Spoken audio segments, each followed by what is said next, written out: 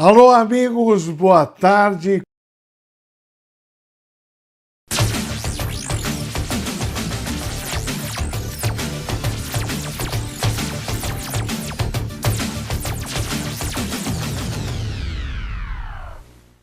Alô, amigos, boa tarde. Começa agora o Notícias em Debate para todo o país. Vou entrevistar hoje uma figura que é extraordinária.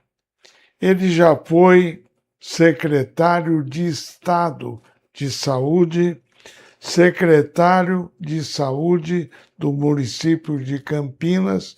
Quando eu estava lá, tive a honra de entrevistá-lo muitas vezes. Porque saúde é o calcanhar de Aquiles da atividade pública no país inteiro. Por mais que se invista, sempre falta alguma coisa no conceito da população. E ele enfrentou esse desafio tanto no Estado quanto no município, sempre sendo atencioso. É professor doutor da Unicamp e uma vasta experiência na área de hematologia. E é com ele que eu faço o programa de hoje, para minha alegria e para minha honra também. Matar a saudade do doutor Cármino de Souza, com quem eu faço o programa especialmente para você que está em casa. Doutor Cármino, boa tarde, prazer em revê-lo. Já esteve aqui falando do livro que lançou, mas hoje vamos falar um pouco de saúde pública, que o senhor conhece muito. Obrigado por atender o meu convite. Boa tarde, Elton. Eu que agradeço, é uma honra também estar junto com você. Como você disse, nós compartilhamos vários momentos, alguns bons, outros muito difíceis, como na epidemia, na pandemia, enfim. Como você disse, a saúde pública é um grande desafio. É simples explicar, a saúde é o nosso maior bem individual e também é muito fácil de explicar o quanto a sociedade depende da saúde para a sua longevidade, para a sua melhoria do bem-estar e da qualidade de vida. Então, em qualquer lugar do mundo que você esteja, a saúde será sempre uma das três áreas sempre mais reivindicadas. Às vezes, conjunturalmente, a educação, às vezes a segurança pública, mas a saúde estará sempre entre as maiores demandas da população. Senhor, tem uma experiência como professor, doutor da Unicamp, mas eu acho que um desafio muito grande na sua brilhante carreira foi ter assumido Secretaria de Estado de São Paulo de Saúde e Secretaria do município de Campinas também. Foram os dois momentos que lhe deu muita experiência na área pública, doutor. Sem dúvida. Eu, cumulativamente, Elton, eu fui 11 anos secretário de saúde. Eu fui 2 anos, 93, 94, depois 8 anos em Campinas, e no governo do Rodrigo Garcia eu assumi uma secretaria executiva de uma secretaria extraordinária, que foi de Ciência, Tecnologia e Inovação em Saúde, e que foi uma secretaria extinta pelo atual governo, e que foi uma secretaria que, na verdade, o planejamento, principalmente voltada à indústria da saúde, à pesquisa e à inovação. Então, isso me deu muita experiência. Realmente, eu participei dos avanços do SUS, né? Quando eu fui secretário em 93, 94, o SUS estava começando, né? Nós temos que lembrar que a Lei 8080, que regula o SUS, é do começo dos anos 1990. Então, isso me deu muita experiência. O Código de Saúde que foi feito no Estado de São Paulo, todos os conselhos foram criados no meu período, o Conselho Estadual, a Comissão Bipartite, os conselhos municipais, enfim. Então foi uma vasta experiência, vamos chamar de jurídico, institucional e administrativa, que eu pude vivenciar meio por acaso, porque, na verdade, como você disse anteriormente, o meu conhecimento, o meu treinamento e a minha atividade acadêmica é na área de hematologia, muito voltada ao câncer hematológico. Seu livro sobre o SUS tem um capítulo lá que chama a atenção. E, aliás, não sei se mito ou mentira, ou verdade ou mentira, que o Brasil é o único país que trata de graça a pessoa que precisa. Isso é verdade? Tem outros países que têm, a exemplo do Brasil, um SUS também? O SUS é o maior sistema público, gratuito e de acesso universal do mundo. Ele é 3 vezes maior do que o segundo maior sistema, que é o da Inglaterra. Né? E eu tenho uma filha que mora na Itália, o sistema público da Itália funciona bem, eu tive 2 netos na Itália, etc. Mas lá as pessoas não têm tudo de graça. Você tem sempre um fator moderador, dependendo do tipo de procedimento. Então, esse acesso universal e gratuito para todas as pessoas que estão no território, independente de serem brasileiros ou não, se um turista tiver um problema aqui, tiver que ser atendido numa UPA ou num hospital, ele vai receber esse atendimento de maneira gratuita. O sistema não tem nem como cobrar eventualmente de um seguro ou da própria pessoa. Então, sem dúvida, é o maior sistema de acesso universal e gratuito, e isso é um tremendo desafio para um país de mais de 200 milhões de pessoas. É claro que 45 a 50 milhões de pessoas têm os seus planos de saúde, mas quando a gente fala de SUS, a gente fala muito mais do que assistência médica. A gente fala muito de assistência farmacêutica, toda a área de vigilância em saúde. Eu sempre brinco, quando você vai comer um sanduíche num bar, quem está garantindo a qualidade daquele sanduíche é o SUS, não é? Quando você vai tomar vacina, 97, 96, 97% das vacinas feitas no Brasil são feitas pelo SUS, e assim por diante, não é? Então, algumas coisas são compartilhadas, mas tanto a base da pirâmide de atendimento do SUS como o topo é quase todo ele do SUS. Os transplantes no Brasil, mais de 90% dos transplantes no Brasil são feitos pelo SUS. Isso não é compartilhado com o sistema privado. Eu dirijo aqui uma unidade de transplante de medula óssea, que é o único na região toda e é gratuito para todo mundo, independente de ter ou não seguro de saúde. O SUS é um patrimônio da população brasileira, tem que ser bem cuidado, tem que ser sempre aperfeiçoado e tem que ser financiado, né? Porque a saúde é efervescente, ela evolui, ela não para, nós não paramos. E a evolução e a longevidade e o bem-estar da população depende muito da saúde. Doutor Carmelo, tem uma reclamação de médico que o sistema SUS paga muito pouco a nível federal os médicos que atendem por ele. Tanto é que o governador atual de São Paulo criou com o estardalhaço o SUS paulista, achando, eu à distância, que ia melhorar muito para os médicos de São Paulo. Tem base essa reclamação? O que o SUS paga é pouco para que o médico faça tanto? Nós temos que explicar um pouco melhor isso. Quer dizer, o SUS é um sistema, o SUS não é um empregador. Então, o Sistema Único de Saúde fazem parte todos os entes federados, independente de qual município seja, de qual estado seja, sempre tendo o Ministério da Saúde como o grande órgão normativo, né?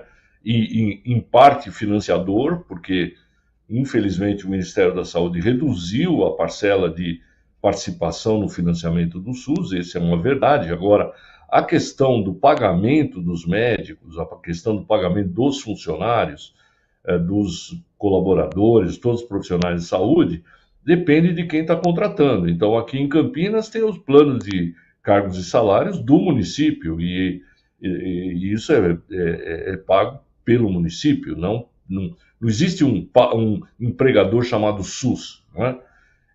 Agora, mediamente, o sistema público paga um pouco menos do que o sistema privado, mas eu diria a você hoje que o sistema privado, em muitas circunstâncias, o sistema público paga mais.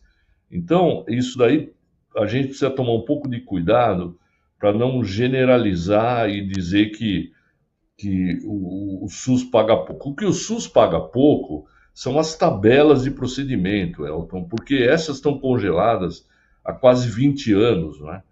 E isso tem sido um enorme problema. Eu acho que o SUS não deveria, o Ministério da Saúde e tal, não deveria trabalhar em cima de tabelas, e sim em programas que pudesse você estabelecer o que você vai fazer, precificar e todo ano rever, né? Então são os chamados contratos de gestão, que na minha visão é a melhor forma de financiar o sistema, é dizer o que nós vamos fazer, o quanto custa e avaliar isso periodicamente. As tabelas estão mortas, infelizmente. O SUS não começou com tabela, viu, Elton? Você lembra muito bem que quando o SUS começou, lá ainda na década de 80, final da década de 80, início de 90, a base de financiamento eram os contratos de gestão. Aí nós tivemos no governo Collor uma reversão disso e uma volta das tabelas que nunca funcionou. Então eu acho que a questão salarial depende de quem contrata. Você pode ser contratado por uma filantrópica, por um ente privado, por uma prefeitura, pelo governo do estado, etc. E quem financia hoje o grande financiador da saúde no Brasil são os municípios. Os municípios é que hoje detêm grande parte do financiamento. Os estados estão no limite. O estado de São Paulo acabou de aumentar um percentual de investimento na saúde, de certo modo, retirando um pouquinho da educação, para poder cobrir toda essa demanda. E ao Estado cabe uma parte muito cara da saúde, que é a parte mais de procedimentos especializados. Então, o que eu acho é que houve uma retirada do Ministério da Saúde no financiamento. Quando eu olho, por exemplo, a cidade de Campinas, e olhamos, sei lá, 2005, 20 anos atrás, 70% do recurso aplicado na cidade era federal. Hoje não chega a 30%. Então, esse foi o grande problema e que precisa, em algum momento, ser entendido. Até hoje, nós não sabemos exatamente quanto o governo federal, o Ministério da Saúde, vai colocar na saúde. A gente sabe os municípios e sabe o Estado quanto vai colocar de mínimo, né? E, em geral, se coloca muito mais, e os tribunais de contas, por exemplo, o Tribunal de Contas de São Paulo controla muito bem isso. Não pode aplicar menos do que a Constituição manda. Agora, no nível federal, infelizmente, nós tivemos uma redução importante. E eu sempre digo, Elton, que quem financia a saúde é o poder central. Quando a gente fala, por exemplo, o programa que foi desenvolvido pelo Barack Obama, o Obamacare, é dinheiro federal, né? Quando a gente olha o sistema de saúde da Itália, da França, da Alemanha, da Inglaterra, é dinheiro federal. Nós recolhemos parte do nosso salário para ter a saúde garantida, e isso não tem sido garantido. Talvez a crise da Previdência também enfraqueça muito o financiamento da saúde, porque o déficit da Previdência é gigantesco, e aí muito do que seria da Seguridade Social a ser aplicada na saúde acaba não sendo aplicado na saúde e vai cobrindo os rombos da Previdência. O senhor tem uma larga experiência sobre esse tema de saúde pública, doutor. O que acontece que a prefeitura é obrigada a colocar, no mínimo, 15% do seu orçamento na saúde. Eu entrevisto prefeitos aqui, a maioria deles põe o dobro, se não mais que o dobro. Por que não dá, doutor? Se um município arrecada um montante, desse montante, 15 era para a saúde. Coloca 30 e ainda assim a maior reclamação é na área de saúde. Olha, Elton, o cidadão vive na cidade. É muito mais fácil pressionar o prefeito, o secretário municipal de saúde, do que pressionar o governador e muito menos o ministro ou o presidente. Quer dizer. Então é normal que a pressão fique em cima do município. 15% é o mínimo constitucional. Aqui em Campinas, por exemplo, a lei orgânica, que é a Constituição do município, é de 17%. Eu tive períodos, no meu período de secretário em Campinas, que nós chegamos a gastar 31%, 32% do... Não tem município gastando menos do que 25%, Elton. Tem município gastando 40%, 41%. Eu me lembro do exemplo, por exemplo, de Diadema, e quanto mais a população é SUS dependente, mais recurso a prefeitura tem que colocar. Quando você tem um município que compartilha parte da assistência à saúde entre a área pública e privada, por exemplo, os grandes municípios como São Paulo, Campinas, Rio de Janeiro, etc., esse déficit é menos, ou essa pressão é menos intensa do que naqueles municípios onde toda a população depende do SUS, depende do atendimento feito pela prefeitura. Então, essa questão é que eu estava falando. Até hoje, a partir da Constituição de 1988, muitas vezes se mudou o quanto o governo federal deveria colocar na saúde e nunca mudou o percentual do município e dos estados. Os estados têm que colocar 12%. Muitos deles colocam muito mais de 12% também. E é natural que a população pressione quem está mais perto. Eu, como secretário de Campinas, as pessoas sabem onde eu moro, quais são os meus hábitos e etc. E é natural que o Conselho Municipal pressione, que os conselhos locais pressionem, assim por diante. As pessoas, e é legítimo, muito do que é pedido é coisa simples, né? As pessoas querem assistência médica, assistência de profissionais, querem remédio, querem exames de imagem, exames de laboratório, o que é absolutamente legítimo. Vamos pensar que a população reivindica o que é de direito, né? Então, o que eu acho é que esse percentual que foi colocado na saúde provavelmente seja um percentual baixo para a evolução da sociedade. Nós estamos vivendo muito mais, nós estamos tendo muito mais agravos de saúde, muito mais pacientes hipertensos, diabéticos, câncer, um grande problema. Quase metade da população tem ou terá câncer ao longo da sua vida. Os problemas cardíacos, cirurgias, transplantes, a evolução da oncologia com novos remédios, enfim. A saúde ela é efervescente, ela não para de avançar. E o recurso é finito, não é? Sem contar que a inflação da saúde é maior que a inflação geral. A saúde depende muito de importação, direta ou indireta, e isso acaba promovendo custos adicionais. A tecnologia, novos tomógrafos, ultrassom, ressonância, PET e etc., vão fazendo com que os investimentos em saúde devam ser cada vez maiores.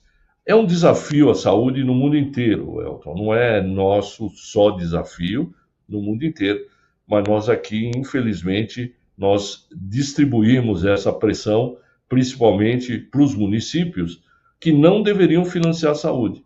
O município deveria ficar com governança, zeladoria, cuidados profissionais, etc., mas não esse financiamento enorme. Essa questão do financiamento tripartite acaba sendo, de certo modo, uma penalização aos municípios, porque os municípios não têm para onde correr. Eles podem se socorrer, eventualmente, do deputado da área, ter uma emenda parlamentar para isso, para aquilo. O governador pode dar um pouco mais de recurso, o governo federal eventualmente, mas na verdade a pressão vai continuar sendo dentro do município. Tanto que eu sou o secretário mais longevo de Campinas, fui, né? 8 anos. Né? A média de permanência de secretários de saúde é menos de 1 ano, né? Porque a pressão é tão grande que tanto o secretário como o próprio prefeito pressionado, às vezes acha mais fácil trocar o secretário do que resolver o problema de saúde. As soluções às vezes não são possíveis, né? Então faz um movimento político, pelo menos, para poder dar algum tipo de satisfação.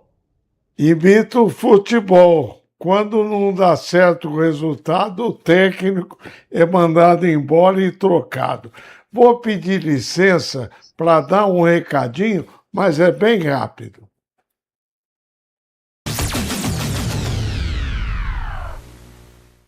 Eu demorei, mas encontrei o plano de saúde que coube no meu bolso e estou muito feliz com ele. É o Plano Saúde Beneficência. Se você, como eu, é idoso e ainda não tem, para nós tem o Espaço Vital Saúde. Dá uma olhada só na qualidade de atendimento que você terá ao chegar lá. Uma equipe altamente capacitada, gentil, no centro de Campinas. Para você que tem dúvidas sobre preço de plano de saúde, vou te passar esse recado. Ligue lá e tire dúvida. O código é 19, o número muito fácil. Até eu que sou idoso já decorei. 3500-1500. Plano Saúde Beneficência. Esse eu assino embaixo. Dr. Carmelo de Souza, professor doutor da Unicamp na área de hematologia, é o nosso convidado de hoje. E o Rodrigo Pierre, que é de Araraquara, está nos vendo lá. Vou dar boa tarde a mim e ao doutor. A Unicamp é um polo de grandes médicos, como o doutor Carmelo e o saudoso reitor e ex-deputado doutor José Aristodemo Pinotti. O Rodrigo diz o seguinte, doutor, o doutor considera a contratação de OCIPs eficaz no gerenciamento do SUS? Pergunta o Rodrigo, que é da Morada do Sol. Olha, nós estamos falando das organizações sociais, né, que são parceiros filantrópicos do sistema. Praticamente todos os municípios e estados hoje têm as suas parcerias, sejam com organizações filantrópicas mais tradicionais, como as Santas Casas, por exemplo, as beneficências e assim por diante, como as organizações sociais. Eu acho que a dificuldade de contratar profissionais, a dificuldade dentro das carreiras, etc., fez com que se delegasse a essas organizações atribuições. Isso tem sido importante de um lado, porque tem dado agilidade, acesso, etc., mas tem sido, de certo modo, contestado de outros, porque você tem organizações que funcionam muito bem, que são idôneas, etc., e organizações que deixam muito a desejar com problemas importantes, né? Então, eu acho que o problema não é o modelo, né? O modelo de organizações sociais é um modelo que é adotado, inclusive, em outros países do mundo. Mas o problema é como essas organizações são fiscalizadas, são vigiadas e são fiscalizadas. Então, muitas das atividades, não só de saúde, têm parcerias com o terceiro setor, têm parcerias com organizações sociais, isso na área da cultura, na área da educação, em outras áreas. Em alguns locais mais, em outros locais menos. Aqui em Campinas, por exemplo, a nossa lei das OSs deixa de fora toda a área de atenção básica. Então, em Campinas, a atenção primária à saúde, ou a atenção básica, não tem organizações sociais. As parcerias com organizações sociais são feitas na área hospitalar ou na área de emergência, urgências e emergência. Por quê? Eu era secretário e eu considerei a área de atividade básica como uma atividade de Estado. Para mim, a atividade que norteia o sistema de saúde é a atividade primária, e 80, 85, 90% das demandas de saúde são resolvidas na atenção primária. E eu sempre achei que essa era uma atividade que poderia ser considerada como uma atividade de Estado, é como se fosse uma carreira. É como se fosse a minha carreira, por exemplo, de professor universitário, que é uma carreira de Estado. Não é? Então, é importante que os profissionais façam a sua carreira dentro das instituições e construam uma história de vida, uma história de dedicação e de trabalho dentro de instituições públicas. Essa é a minha opinião. Não tenho nada contra o modelo. Novamente, quero deixar isso muito bem claro. Bom, estamos caminhando para o fim, que o doutor tem compromisso, e eu entendo, mas tem uma última pergunta aqui do Rodrigo, sobre a reforma tributária e o imposto do pecado, pesando a carga sobre cigarros, bebidas alcoólicas e açucaradas. Redução desses consumos aliviaria a frequência de pacientes no SUS, doutor? Pergunta o Rodrigo.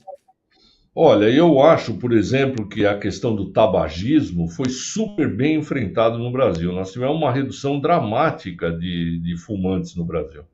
Eu sou de um tempo, de uma geração onde todo mundo fumava. Eu nunca fumei, mas os meus colegas, e mesmo o etilismo caiu bastante. Hoje a gente vê mesmo os jovens bebendo menos. As bebidas açucaradas, a gente sabe que são bebidas que aumentam o risco de obesidade, o risco de diabetes e doenças metabólicas.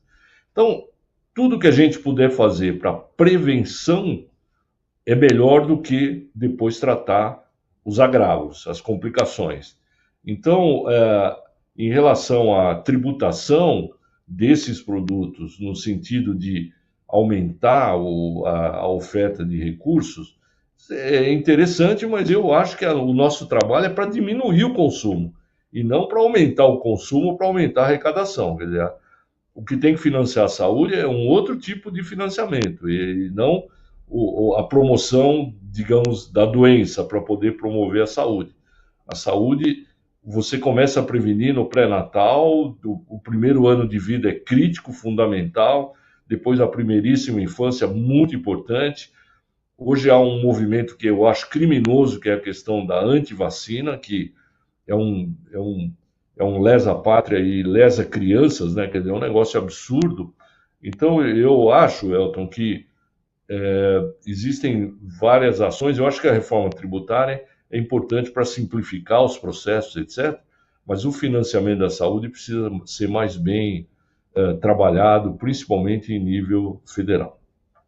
Sérgio do Chapadão cumprimenta o doutor Carmino pelo trabalho que realizou em Campinas. A dona Sônia, do 31 de março, considera o doutor Carmino o melhor secretário de saúde da história de Campinas. E estamos chegando ao fim da entrevista. Doutor, obrigado pela presença. E uma última perguntinha para responder rapidinho, para não te atrapalhar. Vai ter vacina por câncer, doutor, um dia?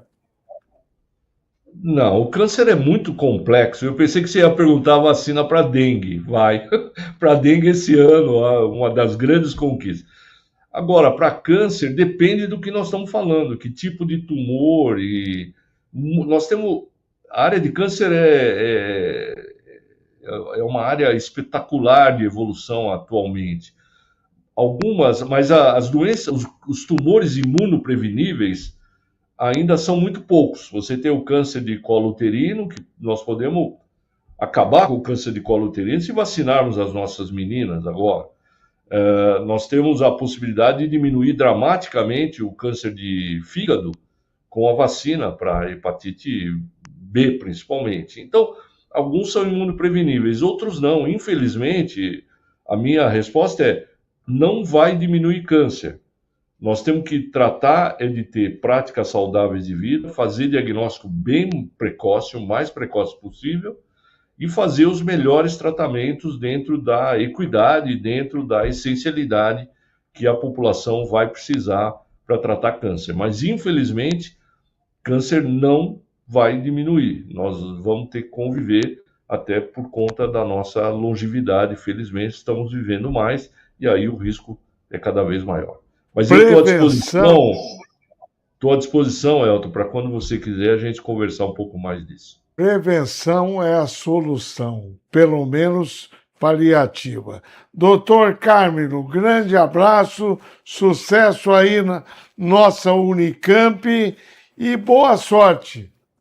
Muito obrigado, Elton. Agradeço aos telespectadores teus aí.